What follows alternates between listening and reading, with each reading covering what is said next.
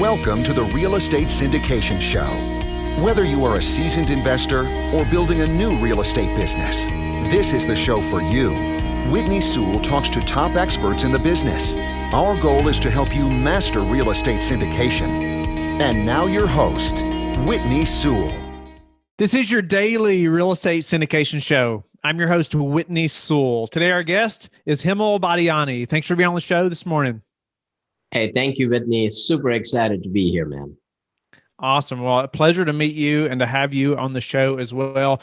Hemal is the founder of Exponential Equity, a real estate investment company specializing in investments across multiple asset classes in the Southeast and Midwest. Prior to establishing Exponential Equity, Hemal provided management consulting services to several Fortune 100 companies across 3 continents while creating a portfolio of businesses that he scaled and exited, including an outsourcing company and a private lending firm.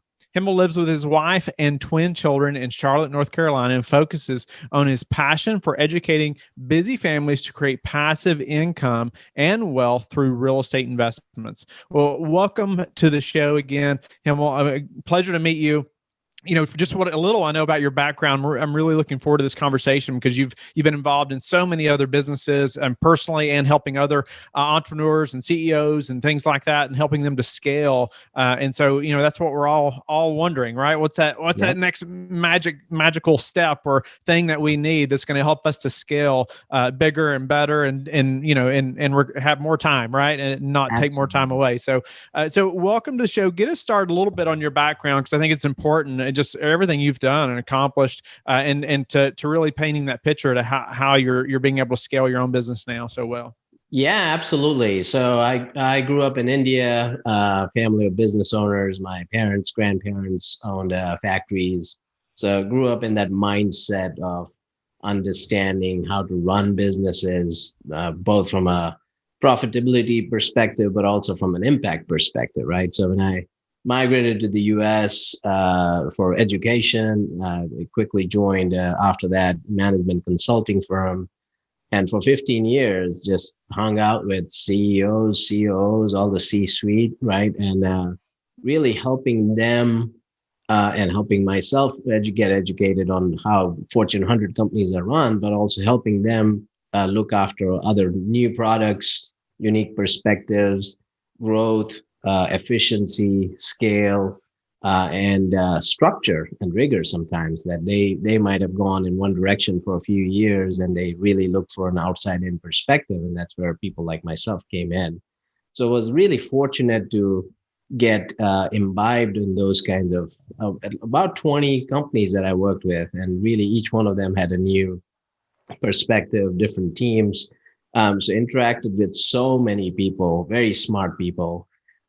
So when I looked into how do I do business in the world of real estate, and how do I create something, really wanted to incorporate some of those and internalize some of those competencies that I've built, and that's where we are, and that's where the vision of Exponential Equity came about. Awesome. Well, I want to dive into your unique ability there, really, and just being able to help businesses grow, and how you've done this in the real estate business also. I know the listener, like I said, we all want to know that, right? How do we scale? How do we do it better? And one thing you mentioned, like before we started recording too, is like, you wanted to know how to scale to $1 billion business, and don't Absolutely. we all, right? And don't we all? And you've had such great experiences, with all these CEOs and different people, and growing up in a family of businesses as well. That have really groomed you to be able to do this. And so help us to think that way as well. Or how can the listener really, today put some actionable things in step to also scale, really have that vision for $1 billion business somewhere down the road? Yeah, absolutely. The things that have helped me, some of them might sound cliche, but first, the vision, right? Some people enter businesses for a reason to be doing some transactions and living a life of freedom or any sort of opportunity or a supplemental income stream. And that's fantastic for them, right? And that's great. When you know yourself and when you know what you stand for and what your vision is, you want to achieve that goal, right? So to have $1 billion business, or to have the vision for that, you have to think a little differently, right? And you have to put a timeline on that $1 billion business. You have to understand what actions on a daily basis you have to take, right? What transactional stuff, what relationships, what networking, what education, and investment of your time you need to provide to get to that level. So that's something that you have to keep on top of your mind, whether it's written down or otherwise, whatever works for you. So that's number one thing. Number two thing in my mind is flexibility, right? The goal is one thing. The path to the goal, as we all know, it can be almost like snakes and ladders, right? You do so many things in so many different ways. Some click, some don't, but you focus on the goal. And in the world of real estate, that's why we choose multiple asset classes and multiple markets, right? Multifamily is one of our main asset classes, but we also buy land. We also buy office buildings. We'll also look again at hotels at some point, and really understanding and not generalizing, trying to get to one just specific thing. We keep ourselves with options open. So macroeconomics wise, the market could shift, the trends could shift, politics could impact certain things, and you really want to have a business that allows you to continue to grow and scale even with any of the external changes that might be impacted. So that was number two.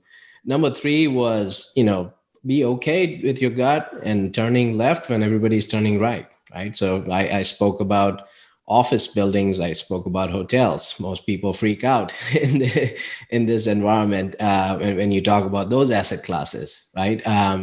And in our perspective, there's always something specific about a market that is okay for a specific asset class. And if you have the right complementary expertise, which I'll talk about, you really can not generalize, and you can be specific about certain assets. And you might find distressed assets or opportunities that could be gold mine.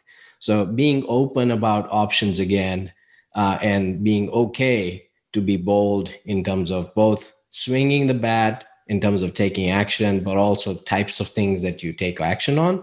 That's the third thing that I would prefer. And that's what helped me in terms of thinking about scaling. And the last thing is partnerships and delegation of authority, right? So having the right complementary set of expertise and competencies. I don't come from a construction business standpoint, for example.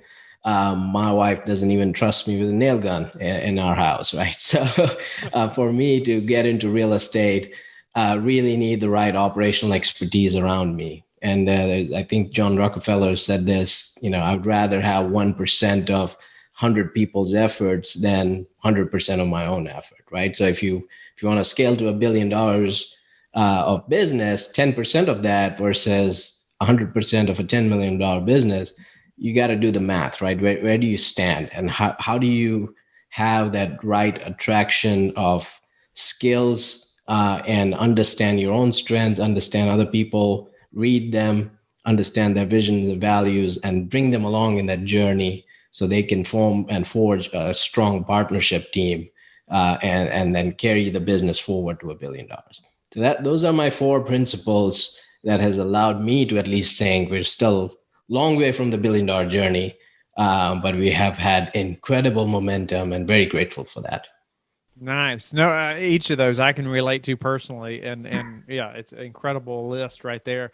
How has your vision changed? Since you first thought about this, or has it changed? Oh, absolutely. Changes every few months, right? So the vision of the goal hasn't changed, but I started 2.5 years back in the single family realm. So I quickly again scaled up. Just the way I work is I like to scale. And so very quickly had a handful of employees here in the United States, outsourced a set of employees, and we're really flipping houses transactionally many times a month. What I found out was that there was a lot of commitment of my time. It was a very successful business, but my time commitment almost made it into another job and took away time from my family, and my personal time that I really wanted to invest somewhere else. So I was at that junction where I was struggling, right? It's hard to back away from a very successful business and really climb up another mountain with another set of investment of education and opportunities and partnerships and networks.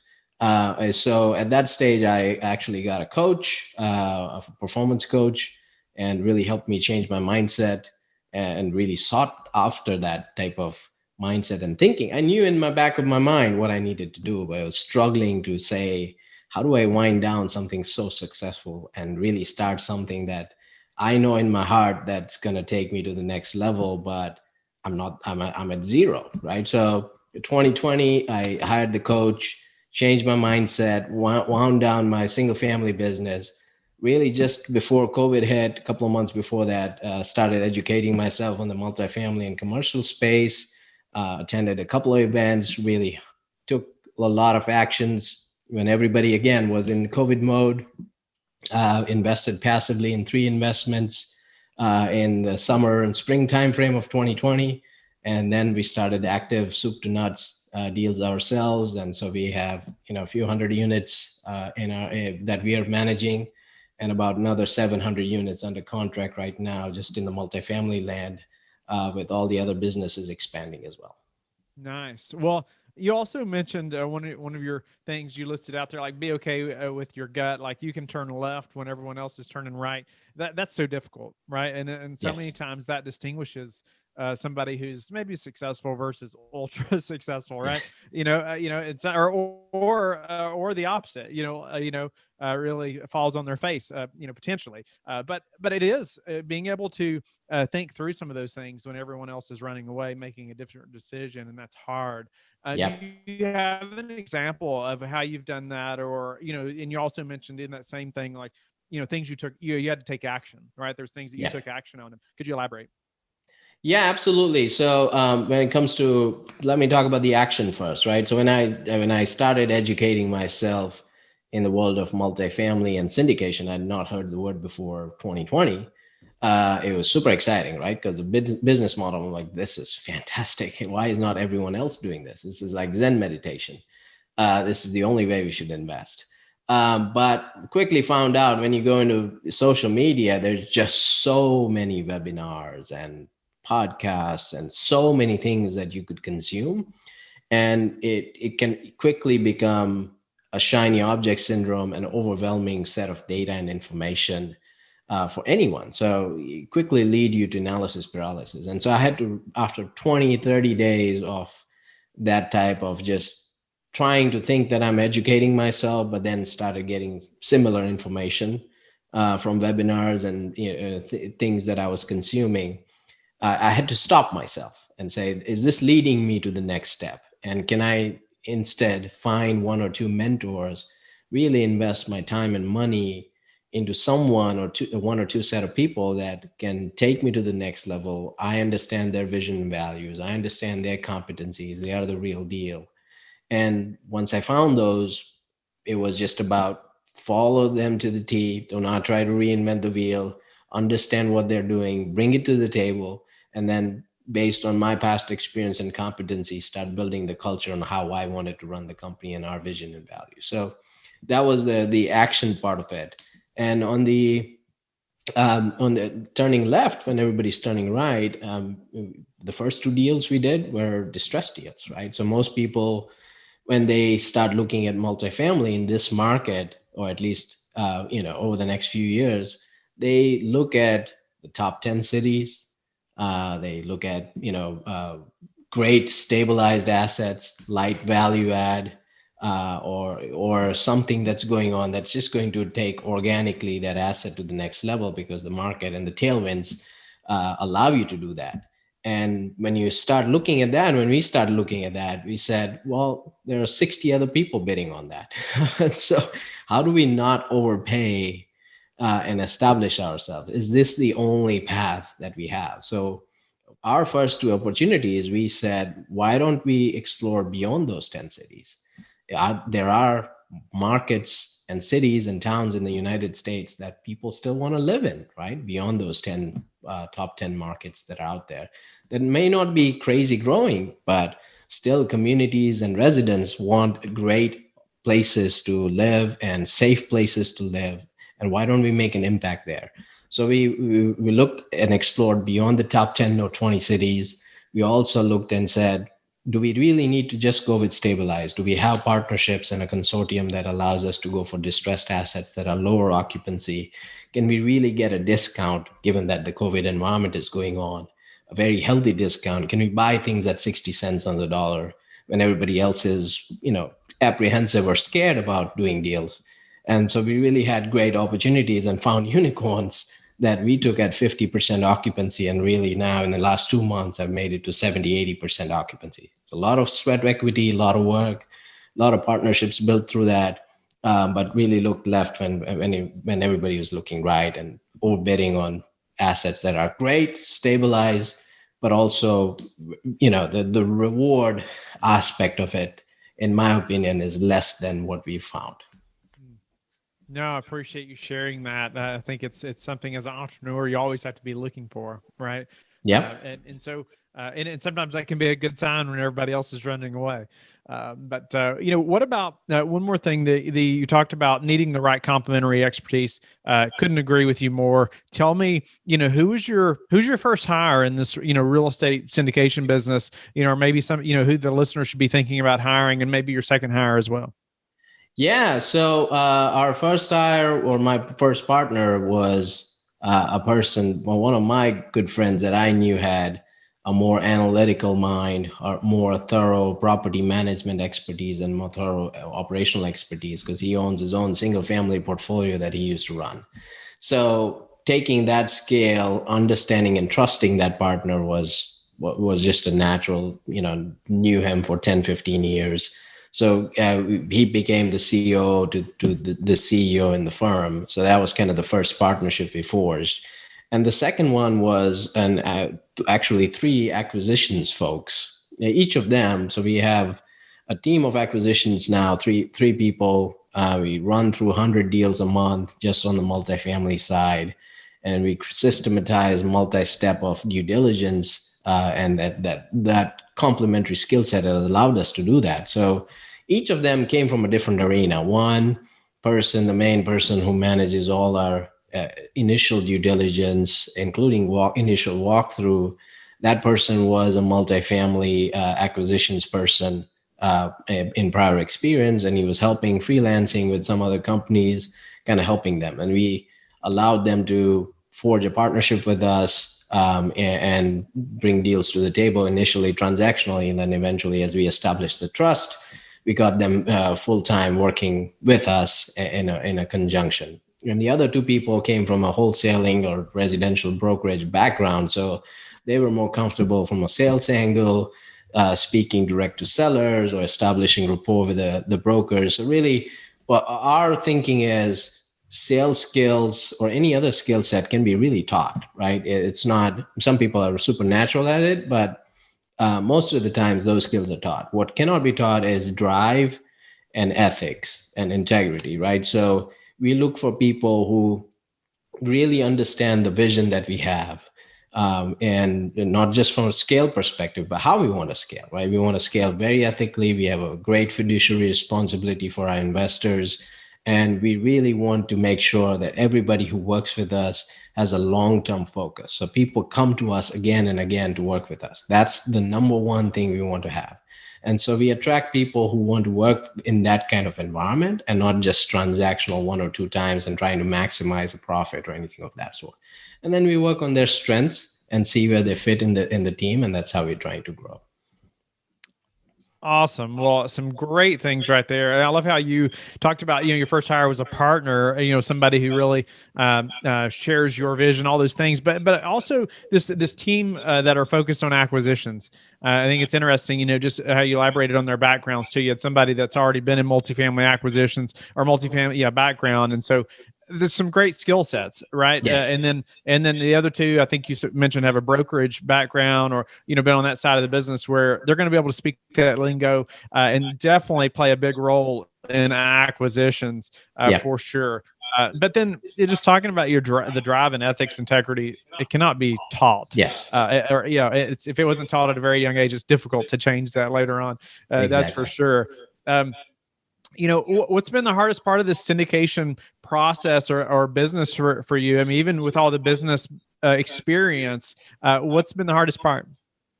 Yeah, it's hard to stay disciplined, right? The allure of right now finding a great asset, knowing where you stay from a number standpoint, but then given the free money that's been printed and a lot of focus, especially in the multifamily range, from retail investors or other commercial asset investors and international money coming in, there's a lot of price hacking almost going on, that it's very, very hard to stay disciplined, right? And say, and not overpay. And we've been fortunate so far, and disappointed many, many times. And when we lose a deal that we know that we can execute on and really leave an impact and build a great community close to us or otherwise across the United States. But we'll keep chugging, and that's why we have systematized multi-step process. We try to kill the deal, and the price range that we have is the price range we have. So